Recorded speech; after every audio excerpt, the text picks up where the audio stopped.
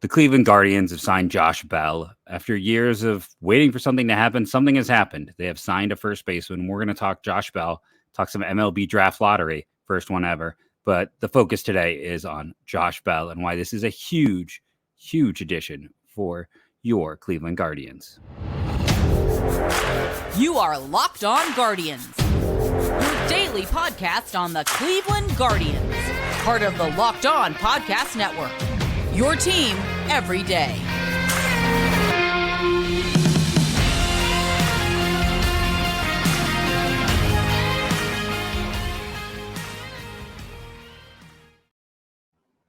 Hello, everyone, and welcome to Locked On Guardians.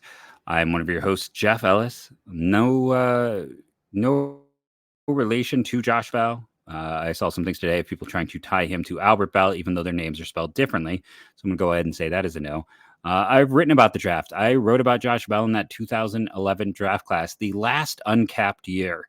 That's how he got a $5 million signing bonus. By the way, Guardians that year had the 7th pick in the second round and spent a record for them at the time, $1.85 million on Dylan Howard.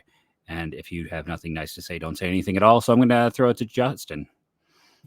Ooh, that's a great point. I'm Justin Latta, co-host here. Not on camera tonight. I've kind of had the flu the last few days, so I wasn't on yesterday because I said, well, I was going to try to make it through yesterday if the Guardians did something big. They did not. They waited until I still had a day to sort of recover, which was very nice of them. So I'm not 100%, but I hope this is my Jordan flu game. This is a nice thing to talk about, so going to get through it. So let's get into it. Yeah, so Josh Bell is a Guardian. Fun fact, 2011 draft class, he has the second highest WAR of any player so far from that class. No one would ever guess who's number one. A shortstop from the University of Connecticut. We're going to play the favorite guessing game where you and I like to ask each other questions that we don't set each other up for. Do you have any idea who that might be? Who was drafted by the Braves but did not play for them?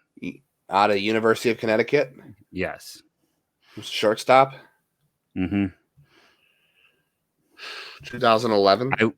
Yes, I wouldn't get this. I'll be honest and fair. Yeah, the only Connecticut players I can think of are George Springer and Jeremy Pena. Those are the only guys I can think of. Yeah. Pena was Maine, University of Maine. Oh, I thought he was Connecticut. Wow. Okay. No, so yeah, I can't really think of Maine. So well, you got Matt Barnes was with Springer in that class, but Nick Ahmed is the highest WAR of any guy in that second round.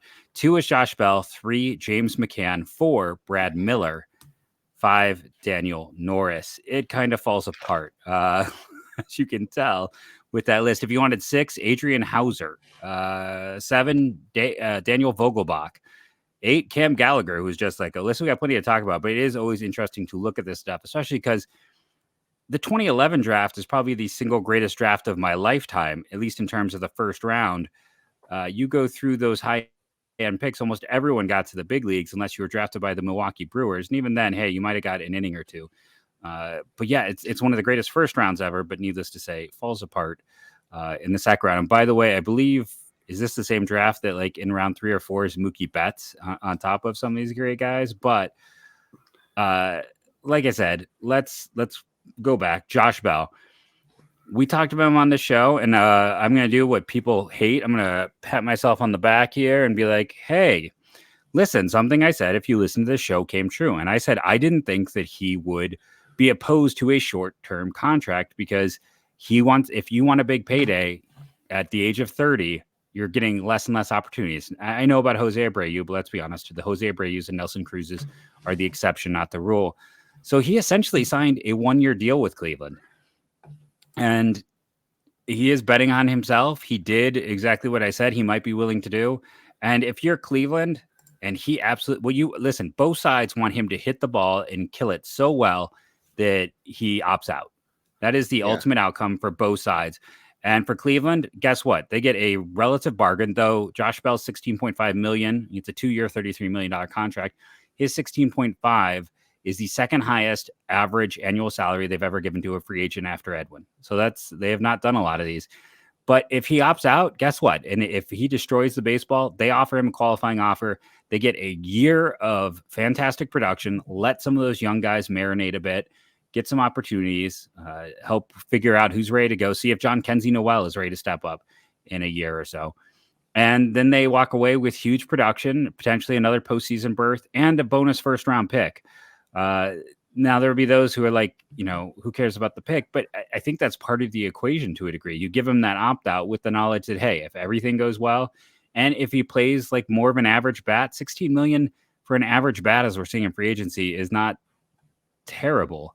And, we don't even have to get in the production and how he's an upgrade yet. But, I mean, I feel like this is a win. And, of course, it was John Heyman with the breaking news, since he is Scott Boris's bestie.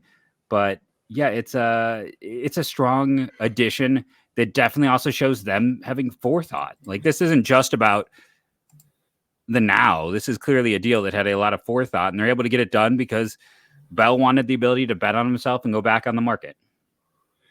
Yeah, I was surprised by that with a Boris client, to be honest with you. And it's interesting because I tweeted earlier this winter when people were talking about, Cleveland maybe being a fit for Josh Bell. And I said, yeah, that would be great. But, Cleveland typically hasn't signed a lot of Boris clients. They have.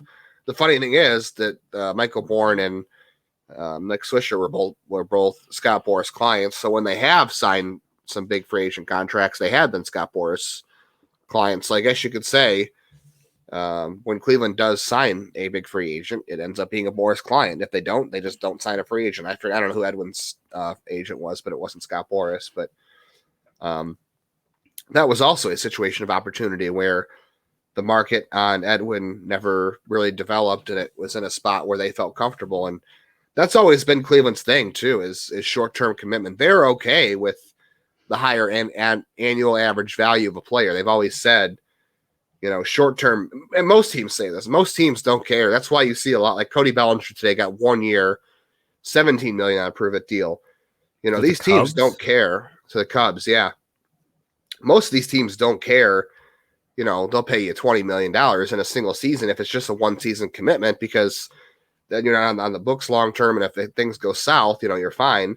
The player gets the payday, but the team isn't stuck with the long-term commitment. So most teams are okay with that, and that's why it made sense for Cleveland.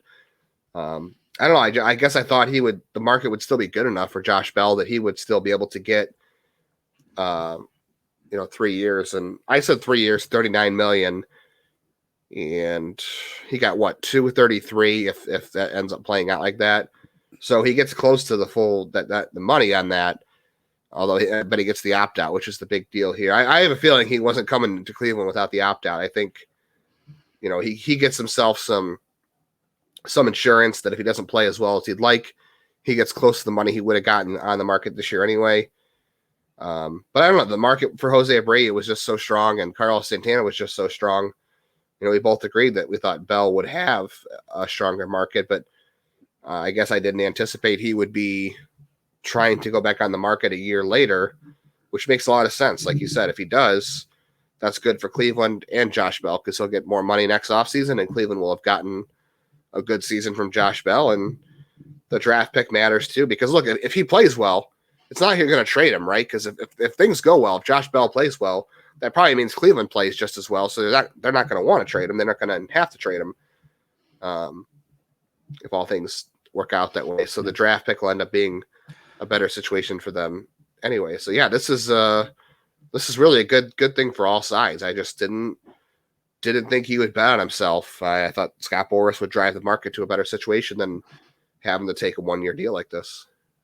I think, when you go and you look at his numbers, worst case scenario, he's an above league average bat, right? Like his worst year is a 2020 year, which honestly, I'm just throwing out 2020 right now. I think you can ignore that year. And then Pittsburgh kind of foolishly sold low on him after a bad 2020. They didn't want to pay him.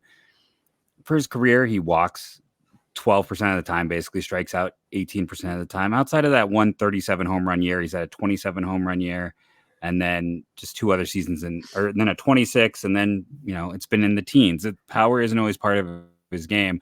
We'll get into park factors, I think, a little bit in segment 2. His defense is horrendous. He's been about a 2 WAR player. I had someone ask me on the show yesterday, say I throw around WAR and I don't explain what that is. WAR stands for wins above replacement. It's basically, it takes the offense, the defense, the base running. It takes all parts of a baseball player, boils it down into a number. And the number is, based on the fact that a league average player is worth 2, a replacement level, basically a guy from AAA should come up and be worth 0. A star is, all-star is typically like 4 to 6, and your MVPs are kind of around 6 to 8, though they can go higher. So he's been pretty consistently a 2-WAR player with his defense really pulling him down. The nice thing is in Cleveland, honestly, he'll probably be a DH against right-handed pitching and a first baseman against lefties. And, we're going to go into our first break here. But I think one of those things I just want to put out there is I saw some people downplaying this a little bit, which is incredibly silly to me because of Cleveland's situation. And I'm just going to point out, when we come back, we're going to compare him to the at-bats that he's, last year's production that he is replacing, and talk about what he has done in his career. We're also going to get into some of the park factors and all of that fun stuff on today's Locked On Guardians. But first, it is time to take a word from some of our fantastic sponsors. One of my favorites, our newest and reliable, is the word for this company, and that is Simply Safe. How do I know Simply Safe is reliable? Well, I'll get to there in a second. At Locked On Guardians, we believe home should be where you and your family feel safest, especially over the holidays. This season, give yourself and your family the gift of peace and protection with the #1 rated home security system, Simply Safe. That is SIMPLISAFE. And right now, Simply Safe is offering Locked On Guardians listeners 40% off a new security system. Don't miss out on this. And how do I know that this is a reliable company? U.S. News and World Reports. People are probably tired of hearing me talk about them. That is indeed how I picked my car. That is indeed how I pick every big purchase in my life. And U.S. News and World Report has named Simply Safe the top security system of 2022 and 21 and 20. That is the company you are getting. By the way, they just upgrade their system and have a new app that allows you to see everything. You can lock and unlock things from a distance. You can check out your home and always have that sense of security and safety. Don't miss your chance to save big on my favorite home security system. Get 40% off any new system at simplysafe.com/LockedOnMLB today. That's simplysafe.com/LockedOnMLB. There's no safe like Simply Safe.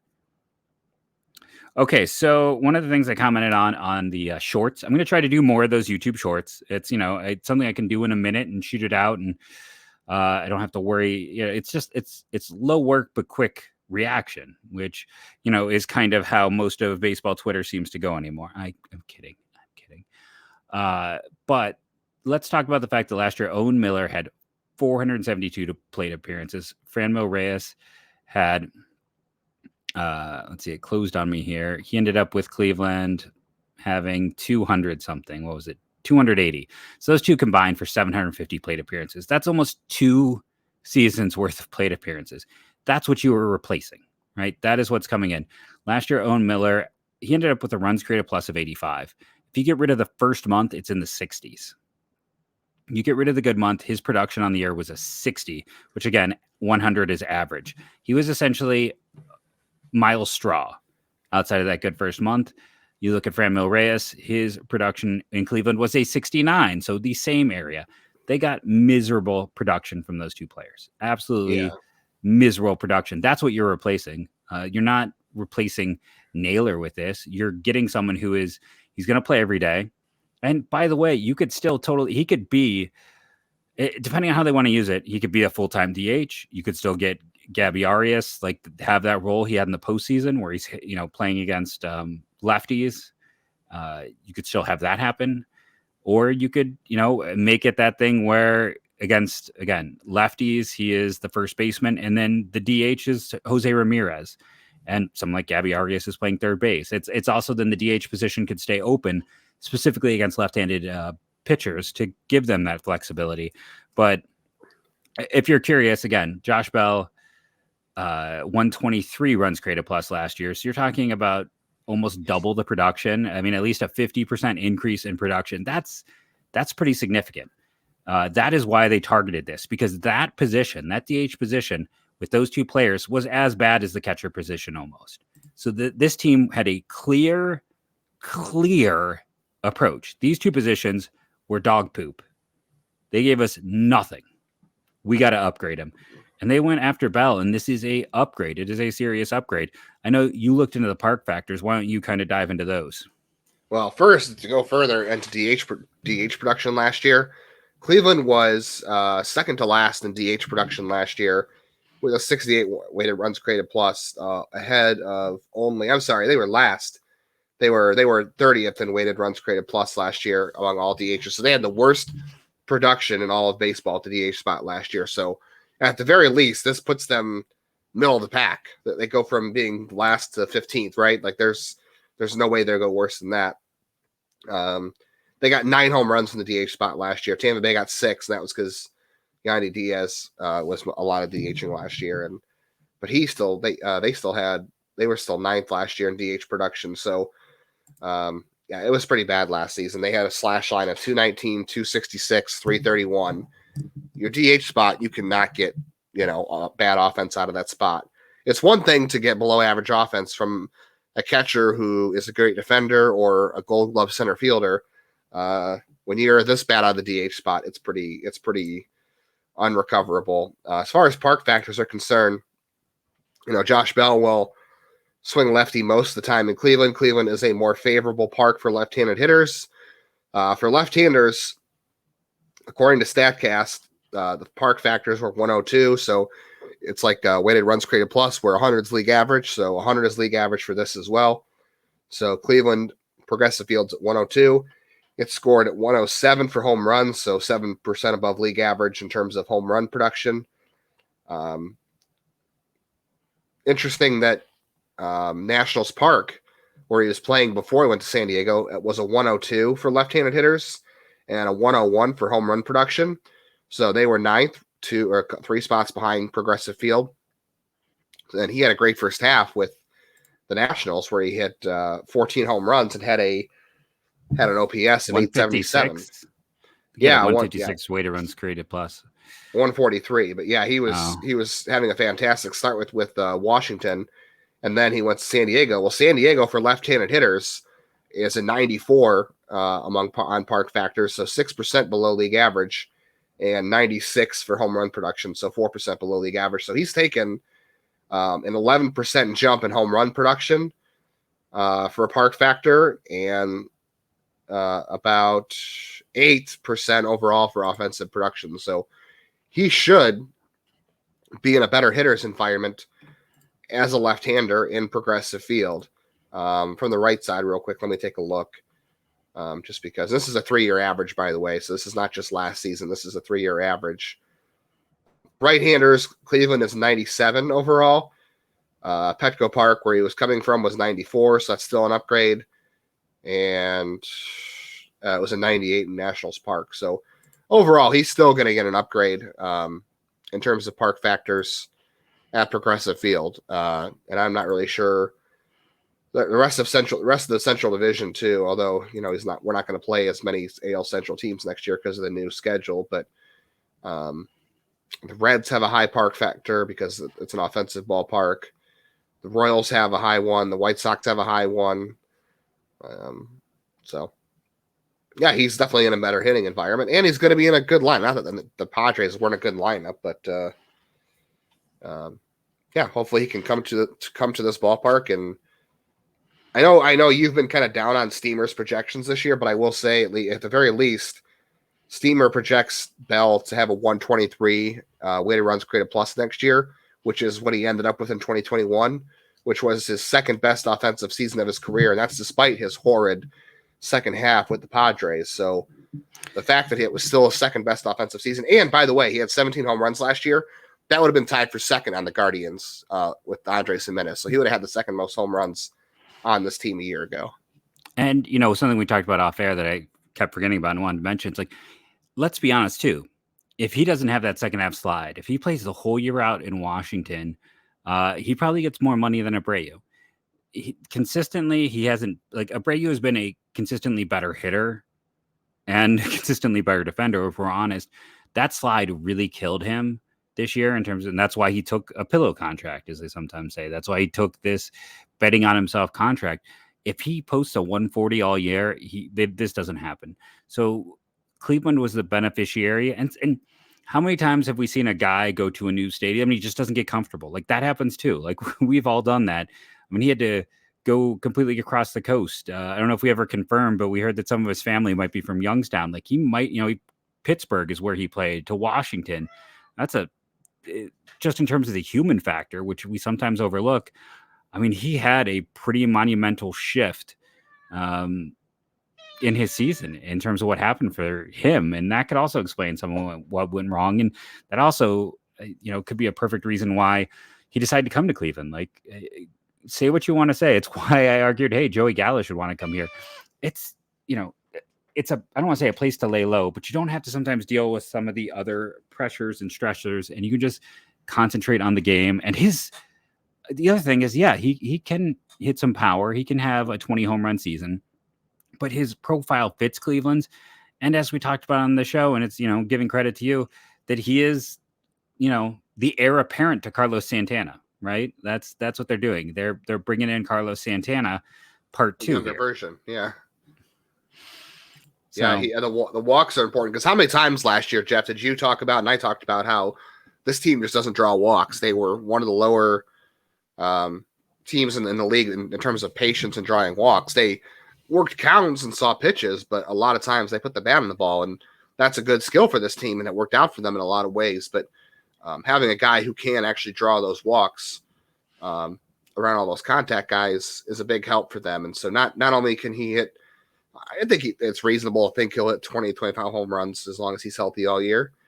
And if he can get on base, look, if we throw out 2020, the worst on base percentage he's had in any season of his career was 334. I think he'll take that. That was a year he had 26 home runs, and he still had an OPS of 800. You'll take that. Yeah, I was kind of trying to go quickly. He had 81 walks last year, and I was trying to see if that would have led this team. I believe it would have. Yeah, Jose Ramirez had 69 walks, so that was number one. Steven Kwan at 62. This team, as right, I always complain they don't walk enough. Josh Bell's 81 was a significantly higher amount. He would have led this team, but number 2 in home runs and number 1 in walks. Like, that's a pretty nice addition to your lineup. I know we don't have to sell people on it, but I'm ecstatic. I don't know about you. Do you have, at this deal, at this length, there's really nothing anyone should complain about, right? No, not at all. And like we said, the alternative was, Josh Naylor against lefties and Owen Miller playing a lot again. And now you don't have to play Josh Naylor against lefties, and Owen Miller essentially is, going to be on the fringe of this roster. He may go back to AAA. I know some people said they can DFA him. I don't know if they'll do that just because he has options left, but definitely, might end up in AAA to start the season if they decide to go with Gabriel Arias, and depending on what else they do this offseason. But considering how bad Owen Miller was after April and how bad Josh Naylor was against lefties, this is a pretty significant upgrade versus the alternative. That's the thing here you have to remember is, even if Josh Bell himself is not a superstar and he's not as good as Jose Abreu, even though Jose Abreu was down power-wise last year, or it's not Matt Olson, or it's not, whoever else, the alternative, what you have on your roster right now versus not making this deal, is still significantly pretty bad. And the opportunity cost of that is significant, especially when you're talking about a 1-year deal and the lack of risk involved for that. Yeah, going from a 68 to a 100 would have been huge production increases. Going a 68 to a 123 is phenomenal. It is like adding. I'm not saying he is an all-star, but the increase in production is like they just added an all-star bat to their lineup, which is the same thing you could say if they upgrade catcher. And again, that is why those are the 2 areas that this team have been so focused on. Why don't we take a break, come back? I do want to talk a little bit about catcher and, maybe sprinkle in some talk about the first ever MLB draft lottery, which happened tonight. But first, let's take that break and talk about our fantastic sponsors over at Bet Online. You should know them. You should love them. They are a consummate sponsor on the show, and we appreciate their fantastic support. And Bet Online is your number 1 source for sports betting info, stats, news, and analysis. Get the latest odds and trends for every professional and amateur league out there. From football to basketball to soccer and esports, they've got it all at Bet Online. If you love sports podcasts, you can find those on Bet Online as well. They're the fastest and easiest way to get your betting fix. Head to the website today or use your mobile device to learn more. Bet Online, where the game starts. Let's see what their deals are currently with baseball. What do they think is going to happen in the magical world of baseball. Does Cleveland signing Josh Bell shift them? They're plus 3,300, tied with the Red Sox right now. Rangers are just barely ahead of them. The White Sox are ahead of them. I would not bet on the Sox right now. MLB futures and MLB props are also things you can do right now. They have 7 future props. So go check that out with our friends over at Bet Online today. So I forgot, I wanted to very quickly mention here, for those who may not have an Athletic subscription, Zach Meisel's reason enough to do it. But for all the hate you and I have taken at various points for saying this organization is unlikely to start the year with Bo Naylor on their roster, that is not how they approach things and not how things are going to work. Zach Meisel's quotes from Chris Antonetti, I'm not sure if you had a chance to read it because I'm, again, throwing this at Justin without pre-gaming it to him. It just hit me that we forgot to talk about it. Basically stated everything we have said. Yeah, they stated like they have no interest in Bo Naylor. Like, how can you say without saying it that Bo Naylor is going to spend half a year in AAA? Was this article? Yeah, it was basically, and the quote itself was talking about the competitive window, how they're not in a position to decide let him learn on the job. Well, not only that, but it was just saying like, we're not in a position to hope for the best. Like, okay, we're essentially, he's saying we expect to win this year, and that does not having a rookie catcher is not a spot we feel like is going to be a good position for us to win and for Bo Naylor to contribute. Because they talked about, and Cleveland always stresses this, about putting their players in the position to succeed. Throwing not only would it be bad for the Guardians, or risky, I should say, but it wouldn't be good for Bo Naylor to thrust that on him to start the season and hand him the reps every day. Now, maybe he earns it. Maybe he does something they say he's earned this opportunity, and that's good. You should make him earn it. Not that he didn't play well last year and earn it, but you definitely want to make sure when you bring him up that that's a big deal to bring somebody up like that and put him in a spot. Like, even the Orioles, I know Adley Rutschman was hurt, but even they waited a little bit on him to start the year. I know people have done psychological studies in the past too about having to bring players up before they're ready and send it back down, and the effects that has on their career. That's something Cleveland has studied internally in the past. They have always stressed bringing up guys from AAA or whatever when they're playing well, if they can. They'd rather not force the guy to the major leagues. They'd rather wait until the guy in the AAA is playing well to bring him up, so he has some confidence coming up versus the alternative.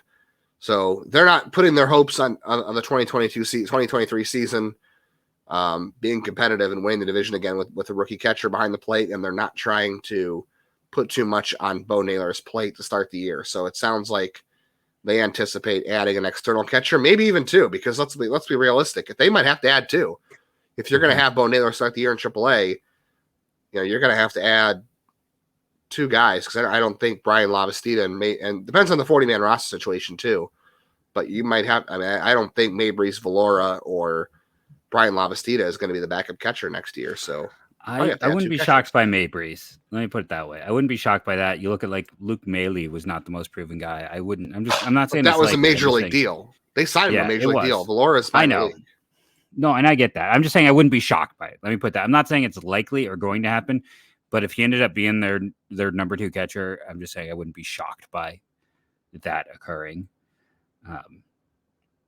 Go get Murphy and sign. We talked about Murphy and Zunino. Yeah. Go trade for Murphy and sign Zunino. And if Zunino, I don't know, he probably won't sign if you trade for Murphy because he'll know his playing time is messed up. I was going to say if Zunino plays well, you can flip him at the deadline, kind of like the Rays did with Christian Betancourt. Mm-hmm. But no, the Rays got Betancourt. You mean how they added Betancourt from? Yes, how the Rays got him, but Oakland traded him at the deadline. Yeah. Because they already had a lot of catchers on their roster anyway. But Zunino won't sign in Cleveland if Murphy's here, because he'll know the playing time is limited. Yeah. So I mean that's the thing, and that's why they couldn't. I mean Austin, boy, can't speak. I mean, like there's a chance Hedges might come back as a backup in that situation. Like there's no guarantee he's going to get a deal. Like we should just, with the year he had, a lot of teams might just be looking at him as a backup. So I'll be kind of intrigued, especially if you can get Hedges as a backup. I'm here for that. And remember, I mean, they paid him $3 million to be a backup when they still had like Roberto Perez in place. So they might place a valuation on him due to just what he means to the team and his leadership and some of like his being a glue guy. The other, what was it? Oh, and I just also want to point out that wasn't just one quote in the piece. There was about 4 quotes in that piece that this team is going to add some kind of catcher. Like I feel guaranteed that they will have somebody that they're bringing in somewhere. They're going to figure this out. So real quickly, we've already gone a little long. I think you expect to do that on draft day after signing a big free agent. But I do have to comment on the draft because look at my Twitter, Jeff MLB Draft, first ever MLB Draft lottery. The big loser today, the Kansas City Royals, who, what's kind of fascinating when you look at this lottery is it stinks to fall 3 spots, but might hurt more to lose the money in terms of your slot value than anything else. We got Minnesota jumping from like 12 to 5 after, by the way, Minnesota to me got a top 3 talent a year ago, then got my favorite college left-hander. And like, I thought the Twins killed last year's draft. They somehow end up with a top 5 pick in a draft that, depending on your view, is right now 6-7 deep at the top. Detroit moved up, Texas moved up after signing DeGrom. Kansas City and Cincinnati fell down. It doesn't affect Cleveland. We talked about, the free agent signings and the effect that those have had on Cleveland. They've gained about 180,000 in the draft. But I thought it's something you at least have to look at and discuss. The other kind of interesting thing that just broke in the middle of this show is that Taijuan Walker signed with the Phillies for 4 years, $72 million. So another pitcher off the market. And I remember when Taijuan Walker was a lively arm. I remember when he was a guy left for dead. 4 years, $72 million. My goodness, every single day, Plesac and Savali get more valuable, don't they? Yeah, I'm curious. It'll probably take a while for the market to go on $18 million on trades, but that market may not develop for another month or so. But yes, you can bet they're once all the pitchers are off the board. Yeah, I'm sure they will get some calls on those guys. That's just mind-boggling to me. Like, again, Taijuan Walker, I gotta look at like exactly. I mean, he was solid for them a year ago, but he's worth 2.6 WAR. Like, I mean, he has been very Plesac, or he's been a Savale type, very honestly, and he got 72 million. Hey, we'll see how this plays out, but I think it just ends up benefiting Cleveland with their depth. Do you have anything? I know as running roughshot, trying to speak through to cut down on straining your voice so we can have you as much as we can this week. Anything else you want to add? Anything I completely blanked on? Well, just real quick, we don't have to go into it too deep because there weren't a lot of new rumors today, but I did see the latest on Sean Murphy was Arizona was interested, and I'm like, you know what? Honestly, if you look at every team out there, the only franchises that are not interested in Sean Murphy at this point are the Orioles, the Blue Jays, who else am I blanking? The Phillies, and the Dodgers. Those are the only teams that are probably not interested in Sean Murphy because they already have. All right, well, no, I mean the Reds probably won't be, but I could see them. They got their own guy that's young and cost controlled. Yeah, but everybody else is pretty much just going to be interested in some form or another, or they could at least use an upgraded catcher. So you can just assume 25 teams are interested in Sean Murphy at this point. So every time there's a new report, I'm just like, all right, whatever. Every team is interested. They're going to make that call. And then there was the whole report today about how they were looking for major league talent. And I was trying to debate back and forth in my head. I'm like, okay, if they're truly trying to find major league talent in the return for Murphy, it makes very little sense to me. They're not going to be good this year. They have a lot of spots they can upgrade. I mean, unless they really believe in Connor Capel, who's projected to be their opening day left fielder right now, or V-Mill Machine is their opening day second baseman.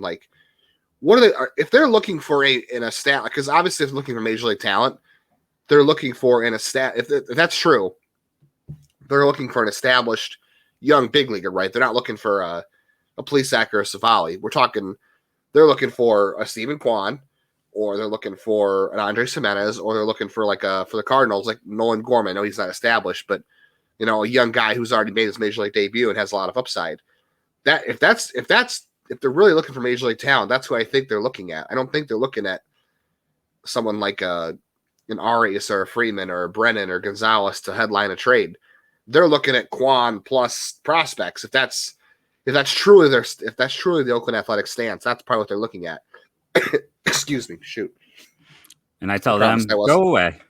I promised I wasn't going to do that. I have an excuse, though. I've been sick for the last 2 days. I told you this was supposed to be my Jordan flu game podcast, and I failed. But that just sounded like it's just more planted stuff to try to get everybody up their offer, because I don't think Cleveland's obviously not going to give them Steven Kwan or Andres Gimenez, and I don't think St. Louis, even though they could, I don't think they'll be giving him Nolan Gorman. No, I think I don't know, like, teams don't get moved. Like, Cleveland has made their offer. They said they're not trading. I thought it was interesting today, again, in that piece from Zach, that he mentioned Valera on the list of guys they wouldn't trade at the deadline. So I got to assume that it was Rocchio as a centerpiece then. And I don't know what the other parts were, but I don't know if the market is maybe not developing that the way that Oakland wants, and they're trying anything they can. But this 100%, like, everything, it felt like saying, hey, we want proven guys as a way to be like, hey, the Braves and Astros stuff is true. Not to mention, like, they're not going to trade in the division. They just won't. And like this is like the saddest thing to watch, because it's like literally every rumor they can possibly plant is coming out. They're trying to drum up more interest. And again, he's a good player who should sell for a high price. But you know what? It doesn't matter if every single team came out of the woodwork and showed their offer. Cleveland never budges. That has been the whole thing. So like, this team isn't going to change because all of a sudden Arizona is involved. And yeah, like, if they want young players, Alec Thomas would be the centerpiece there. You know who he's most similar to? Christian Pache, Miles Straw. Like, I love Thomas. He could also totally turn into a star. It was 1 year, but like, he's not what Oakland needs. If Cleveland's willing to come down off of Valera, which again, that was, Zach is so connected, I'll trust that they were kind of like, no, he's not in the trade. It does make it harder if they're not willing to move him, but I still think maybe he ends up with the Rays, or maybe he ends up with St. Louis. But to me, and if Arizona's really in, they could do it. But I think it's a 3-horse race right now, and everything else is just smoke to try to drive up an asking price, even though that doesn't work. And I love the other quote too, that accompanied the whole looking for major league talent was, "Oh, we don't like the offer, we just won't trade him." Like, okay, sure, you don't have to trade him. He's got the 2023, 2024, and 2025 seasons in control. But Oakland's not going to be good over the next 2 seasons. They might be good again in, I don't know, 3 years. Their system's not great. They haven't. No. A lot of the guys they traded got for Olsen and Montas are not going to be ready for a little bit. So like, they're not going to, and they might be ready to compete for Murphy's last season as a big leaguer, or as of team control. Okay, great, good for you. And if he gets hurt, he's a catcher. If he gets hurt, there goes your value. Mm-hmm. He's 28. They can sit there and say, well, we don't have to trade him. You don't. But just remember, the value. His value is never going to get higher. It's only going to get lower. Yeah. Especially if you go into the season with him and try to make him a deadline acquisition for a team next year. That's rough, because there's going to be less teams in the market for him, and teams are going to be more leery, because trading for catchers at the deadline is a risky business to get them to integrate it with your pitching staff just a few months before the playoffs. So they can say that all they want, but they're taking a giant gamble if they don't trade him. He is a car coming off the lot. Every single moment he is gone, he loses value. And that's just the way it is. We will come back tomorrow. I'm sure we'll both be furiously tweeting as the Rule 5 occurs. We didn't really get to touch on it. Cleveland's 40-man with Bell, unless they release someone, sits at 40.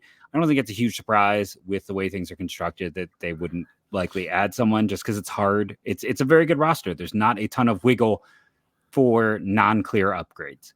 Well, but if they don't officially add him to the 40-man roster tomorrow, they can still make a pick. Depends on when they make the move official. Yes, which they have not done. I have not gotten my little email blast yet. And they might also be waiting on that to see if someone, I think was Nunez, the Pittsburgh guy, who I heard 2 separate people tweet it, rumoring to me in DMs about.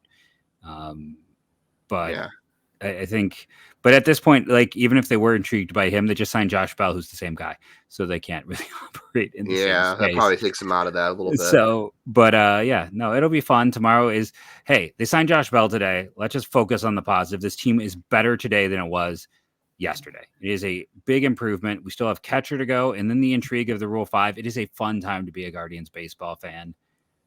I want to thank you all for listening, rating and reviewing, downloading daily. All of that helps.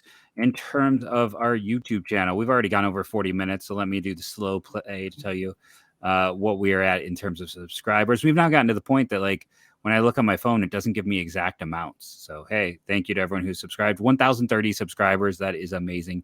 Thank you. Thank you. Thank you. And how I end every show, go, Guardians, go.